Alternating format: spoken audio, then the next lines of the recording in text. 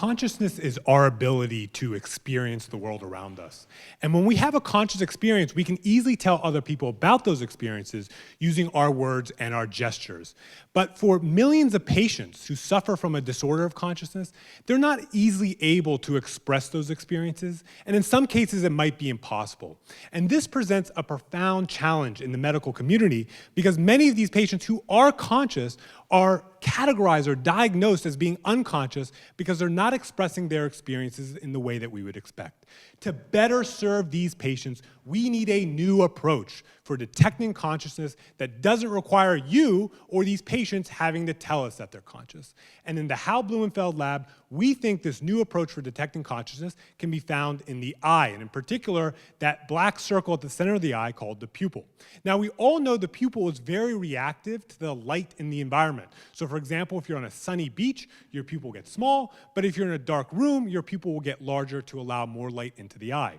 But you might not know that the pupil is also very reactive to the state of your brain. So for example, if you're tired or bored, your pupil will actually get smaller. If you're excited, engaged, or giving a 3-minute talk about your thesis, your pupil is gonna get bigger, okay?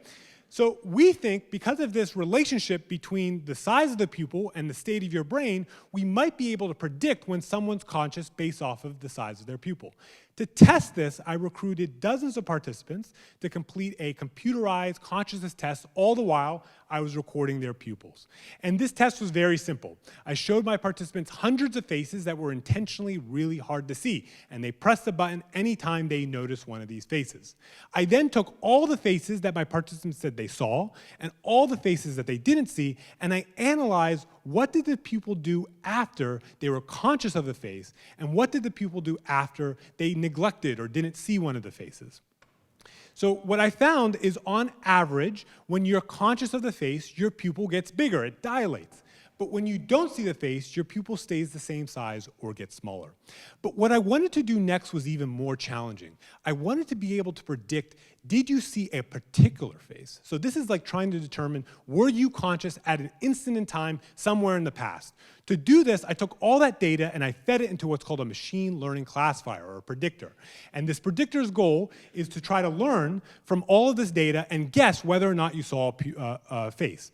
And by manipulating the parameters and the architecture of this predictor, I was able to get it to more than 95% accuracy in predicting whether you saw a face. This is a really exciting result because we might be able to use this in a clinical setting to predict consciousness in patients with disorders of awareness, and it offers new opportunities for studying consciousness in the healthy brain.